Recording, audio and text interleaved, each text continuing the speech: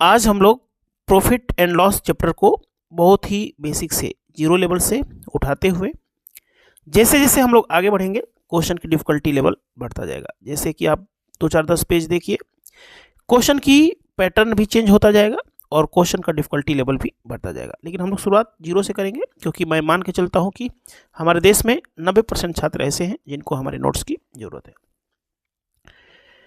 Funny concept classes app को download करके यदि आप लोगों ने 800 पेज का पीडीएफ नहीं लिया है तो उसको लीजिए।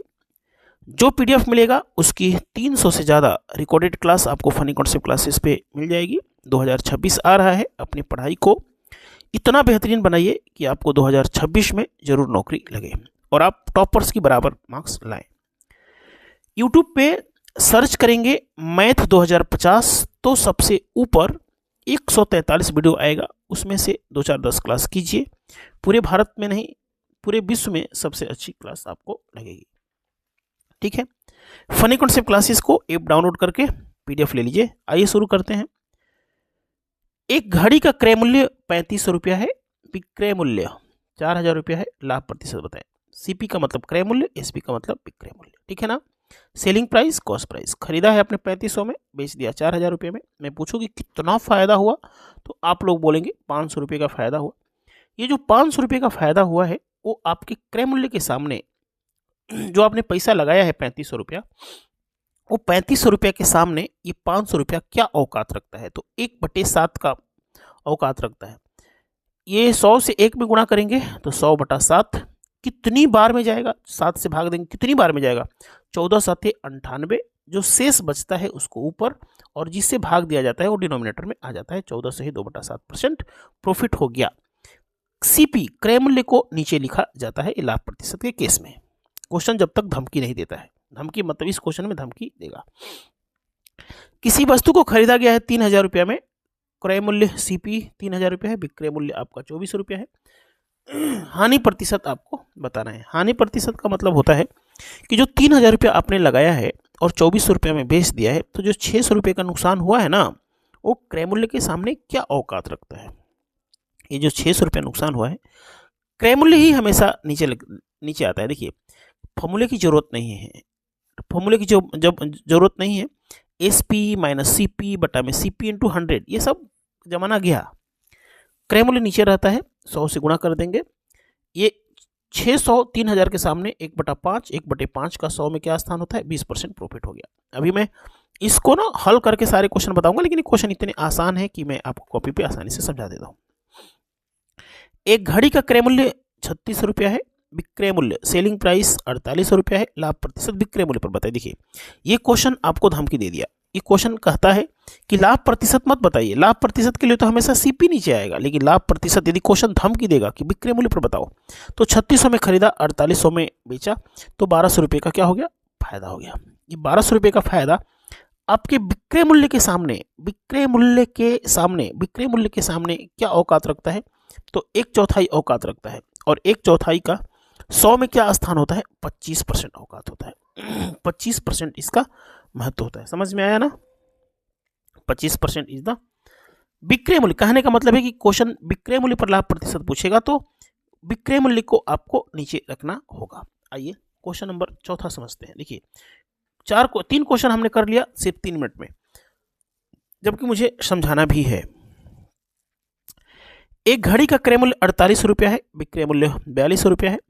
हानि प्रतिशत विक्रय मूल्य पर बताइए। देखिए, कभी भी हानि प्रतिशत पूछेगा, चाहे लाभ प्रतिशत पूछेगा और विक्रय मूल्य पर पूछेगा तो विक्रय मूल्य नीचे आएगा। 4800 में खरीदा, 4200 में बेचा, तो 600 रुपये का नुकसान हो गया। क्वेश्चन धमकी दे रहा है कि विक्रय मूल्य पर बताओ, विक्रय मूल्य पर बताओ, तो विक्रय मूल्य को नीचे लिखना पड़ेगा। ये 6 7 42 क्या आ जाएगा? यहाँ पे 1 को 100 में गुणा करेंगे, 100/7, 7 से भाग देंगे, 14 7 98, 2/7% हानि हो जाएगी विक्रय मूल्य पर। विक्रय मूल्य नीचे लिखना पड़ेगा यदि क्वेश्चन धमकी देता है। 18 वस्तुओं का क्रय मूल्य, 18 वस्तुओं का क्रय मूल्य 15 वस्तुओं के विक्रय मूल्य के बराबर है, लाभ प्रतिशत बताइए। देखिए, क्वेश्चन को ना मैं यहाँ पे एक तरीका, 2 तरीके से बताया हूं और एक तरीका मैं चाहूं तो यहां भी बता सकता हूं। देखिएगा, 18 वस्तु खरीदा लेकिन क्रय मूल्य नहीं पता है। क्रय मूल्य नहीं ना पता है, क्रय मूल्य नहीं पता है। 18 वस्तु खरीदा और एक वस्तु कितने में खरीदा नहीं पता है, उतना पैसा इकट्ठा कर लिया 15 वस्तु को बेच करके। 15 वस्तु को बेच करके आपने उतना पैसा इकट्ठा कर लिया। ट्रेनिंग क्लास में बताया हो। देखिए, सबसे पहले मैं आपको बताना चाहूँगा कि मैथमेटिक्स में किसी भी टॉपिक को पढ़ने से पहले हमारी ट्रेनिंग क्लास होती है। यूट्यूब पे सर्च करेंगे मैथ 2050 तो सबसे ऊपर 143 वीडियो आएगा, उसमें से 20 क्लास हमारी ट्रेनिंग क्लास ही है। लेकिन पीडीएफ के साथ पढ़ना है तो funny concept classes app download कीजिए। यदि हम लोग सीपी बटे में एसपी करें, यदि हम लोग एसपी को इधर लेके आए तो ये 15 बटा में 18 हो जाएगा। इसका मतलब ये 3 5 15, 3 6 18 हो जाएगा। सीपी 5 हो जाएगा तो एसपी हमारा 6 हो जाएगा। समझ में आया? कहने का मतलब है कि 15 इधर आ जाएगा, 18 इधर आ जाएगा। इसको चाहे तो काट भी सकते हैं, लेकिन काटने की जरूरत नहीं भी है। 15 सीपी हो गया, 18 एसपी हो गया, 3 का फायदा 15 पे, आंसर आ गया 20%। लेकिन जब इस तरीके का क्वेश्चन आता है तो आपको इतना कलम चलाने की जरूरत नहीं है। 18 वस्तु खरीदा, 15 वस्तु बेच करके उतना पैसा ले लिया, तो 3 का फायदा, नीचे 15 आ जाएगा, 20% आंसर आ जाएगा। अब इस क्वेश्चन को फील करना है, महसूस करना है। तो देखिए, 15 वस्तु जितने में खरीदा, 15 वस्तु जितने में खरीदा, ठीक है, स्टूडेंट ने गलत लिख दिया है यहाँ पे, देखिएगा 18 वस्तु जितने में खरीदा, 18 वस्तु जितने में खरीदा उतना पैसा आपने कमा लिया, 15 पेन बेच करके। समझ में आया? 18 पेन आपने खरीदा, ये सीपी है, ठीक है ना। 18 पेन खरीदा 90 रुपया में और 90 रुपया कमा लिया है, 90 रुपया कमा लिया है 15 पेन बेच करके। यानी कि 5 के हिसाब से खरीदा और 6 के हिसाब से आपने बेच दिया, 6 के हिसाब से आपने बेच दिया, 6 के हिसाब से आपने बेच दिया। तो कितने का फायदा हो गया? 20% का फायदा हो गया, ठीक है ना। देखिए, 90 रुपये में खरीदा 18 पेन, तो 5 के भाव से खरीदा, 5 के भाव से खरीदा ना, और 90 रुपये में 15 पेन बेच दिया, यानी कि 6 के हिसाब से बेचा, 6 के हिसाब से आपने बेचा, तो 20% का फायदा हो गया। स्टूडेंट ने इधर एसपी कर दिया था, इधर सीपी कर दिया था, कोई दिक्कत की बात नहीं है। आइए समझते हैं। देखिए, फिर उधर एसपी कर दिया है, देख रहे हैं यहाँ पे एसपी कर दिया है, चलिए ठीक है। 12 वस्तुओं का सीपी 16 वस्तुओं के एसपी के बराबर है। समझ में आया? 12 वस्तुओं को खरीदा आपने, 12 वस्तुओं को खरीदा और उतना पैसा कमा लिया 16 वस्तु बेच करके, ठीक है ना। आप चाहे तो यहाँ कैंसिल भी कर सकते हैं, ठीक है ना।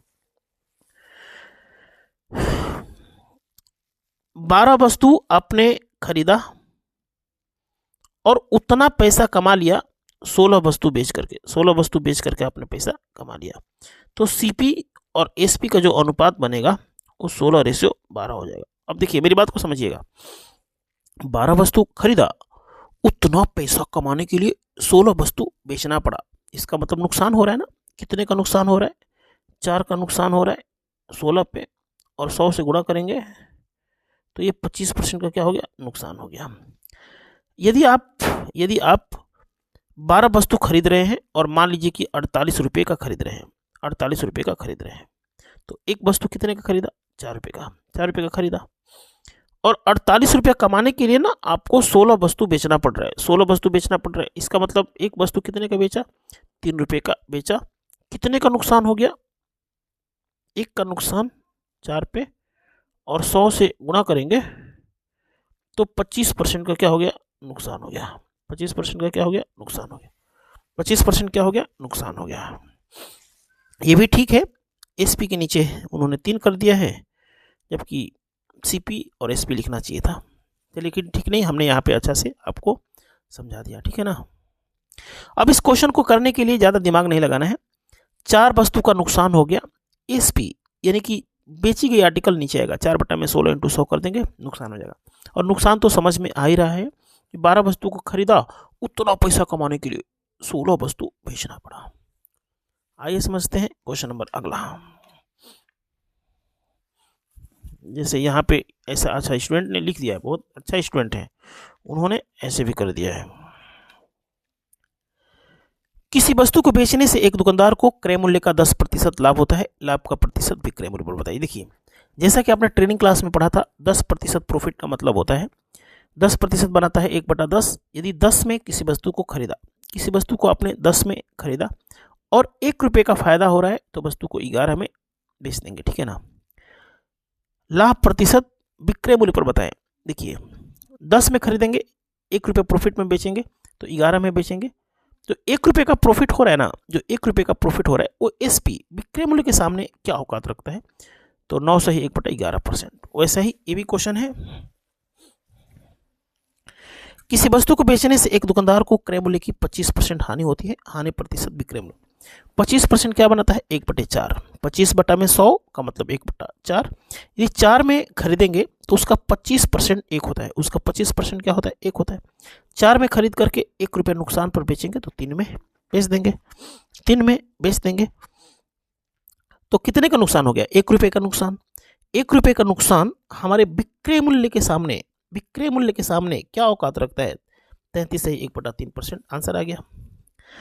अब ये जो क्वेश्चन है ना, ये जो क्वेश्चन है थोड़ा सा डिफिकल्ट लेवल हो जाएगा यदि आप लोगों ने पहले ट्रेनिंग क्लास नहीं किया होगा और परसेंटेज नहीं पढ़ा होगा, तो थोड़ा सा आपको नुकसान हो सकता है।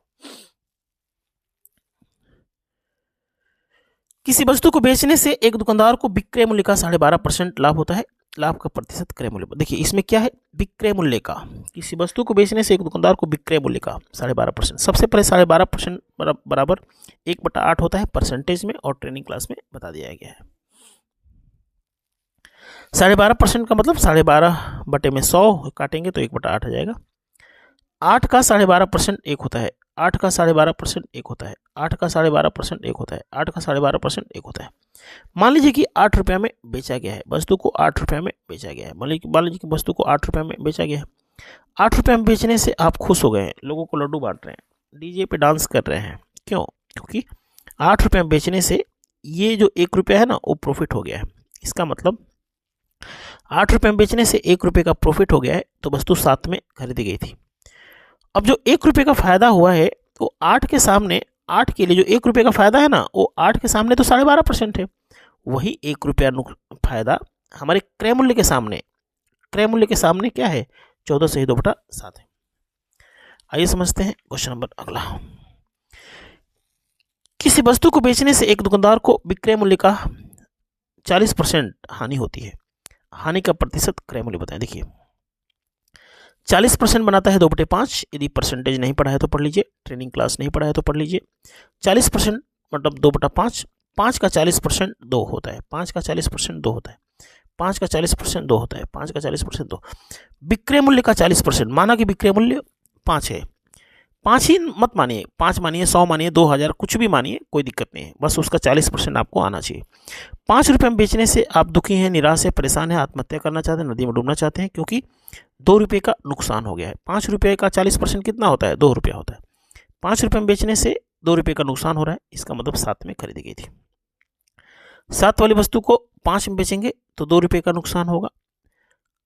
क्रय मूल्य यानी 7 के सामने क्या औकात रखता है, 200/7, इसको भाग देंगे तो 28 से 4/7। ट्रेनिंग क्लास के तीसरे टाइप में इन सारी चीज़ों को कैसे जल्दी करते हैं वो भी आपको समझाया गया है। तो आज की क्लास में हम लोग इतना ही पढ़ेंगे। Funny concept classes app download करके 800 पेज का PDF लीजिए। धन्यवाद।